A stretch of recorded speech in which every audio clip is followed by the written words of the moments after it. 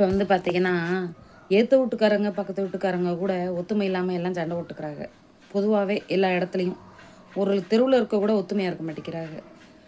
ஒருத்தருக்கு ஏதாவது ஒண்ணுன்னா இன்னொருத்தர் பாதுகாப்பா வந்து நிக்கிறது இப்ப ரொம்ப குறைஞ்சு போச்சு. ஒரு நாட்டுக்காக ஒரு மனுஷன் எப்படி போய் உயிர் நீத்துட்டு வராங்க. அவங்கள பார்த்தாவது நம்ம தெரிஞ்சுக்கிறணும். நமக்குள்ள ஒத்துமையா இருக்கணும்ன்ட்டு. நமக்குள்ளேயே பாதுகாப்பு இல்ல. நமக்கு உள்ளவங்களே நம்ப முடியல. கூட இருக்கிறவங்க தான் அந்த காலத்துல குழி பறிக்கிறாங்க. கூட நல்லா பழகுறவங்க தான் அந்த பாலியல் வன்கொடுமையே நடக்குது. தாயா பிள்ளையா பழகுவாங்க, அண்ணன் சித்தப்பான்னு பழகுவாங்க. அந்த குழந்தைகளுக்கு அவங்களே இருந்து இடையூறா அமைவாங்க. நீங்க எல்லாம் தெரிஞ்சுக்கணும். நீங்கெல்லாம் நாட்டுக்குள்ள நம்ம எல்லாம் நல்லா இருக்கிறதுக்கு பார்டர்ல போய் அவங்க போய் உயிரை கொடுத்துட்டு வராங்க. அந்த குழந்தைக்கு அவங்க அப்பா திருப்பி கிடைப்பாரா? அந்த குழந்தையோட அந்த அப்பாவோட பாசம் அந்த குழந்தைக்கு திருப்பி கிடைக்குமா? அதை அழுகும்போது நமக்கு நம்மளை அறியாமலே கண்ணீர் வருது. நம்மளாவது இனிமேலாவது ஒத்துமையா இருப்போம். பிடிச்சிருந்தா லைக் பண்ணுங்க.